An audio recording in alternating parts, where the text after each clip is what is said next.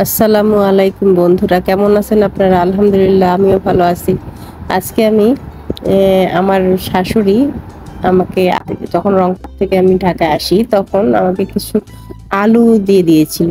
সে আমাদের এলাকায় এগুলোকে বলে শিলবিলাতি আলু। এই শিলবিলাতি আলু দিয়ে আজকে আমি মুরগির মাংস রান্না করে দেখাবো। যাক, কথা না বাড়িয়ে চলুন এবার রান্নায় চলে যাই। প্রথমে আমি একটা কড়াই বসিয়ে দিয়েছি, সেখানে পেঁয়াজ লাল করতে দিয়েছিলাম। পেঁয়াজগুলো হালকা একটু ব্রাউন হয়ে আসলে, কালার চেঞ্জ হয়ে আসলে আমি তাতে পানি দিয়ে দেব। তারপর তাতে একে একে লবণ, হলুদ, মরিচের গুঁড়া, ধনিয়ার গুঁড়া, গরম মশলার গুঁড়া দিয়ে দিলাম। একটু নেড়ে চেড়ে তাতে রসুনের পেস্ট, আদার পেস্ট দিয়ে কষাতে দিলাম। একটু কষানো হয়ে গেলে দেখেন ফুটে উঠেছে, তখন আমি আলু আর মুরগির মাংসটা দিয়ে দিলাম। দিয়ে নেড়ে চেড়ে কষাতে হবে। আলুগুলো আপনাদের এলাকায় কি নামে ডাকে আমি জানি না, আপনারা কমেন্ট করে জানাবেন আপনাদের এলাকায় এই আলুকে কি নামে ডাকা হয়।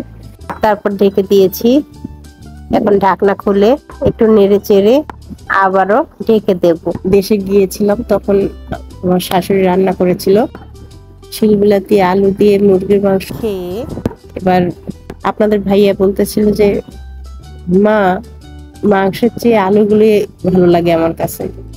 এটা শুনে আসার সময় আমার শাশুড়ি এই আলুগুলো দিয়ে দিয়েছিল, কারণ ছেলে তো বেশি দিন থাকতে পারবে না, বউয়ের হাতে দিলে ছেলেকে রান্না করে খাওয়াতে পারবে। এই জন্যই কিছুক্ষণ পর ঢাকনা খুলে কষিয়ে এবার পানি দিয়ে দেব। আমার বাচ্চাটা আবার ঝোল পছন্দ করে, এজন্য একটু পানিটা আমাকে বেশি দিতে হয়। আপনারা আপনাদের পরিমাণ মতো দিয়ে দিবেন। একটু নেড়ে চেড়ে দিয়ে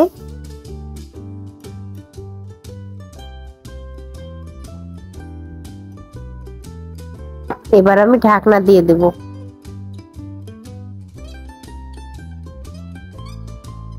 কিছুক্ষণ পর ঢাকনা খুলে দেখি আলু সিদ্ধ হয়ে গেছে কিনা।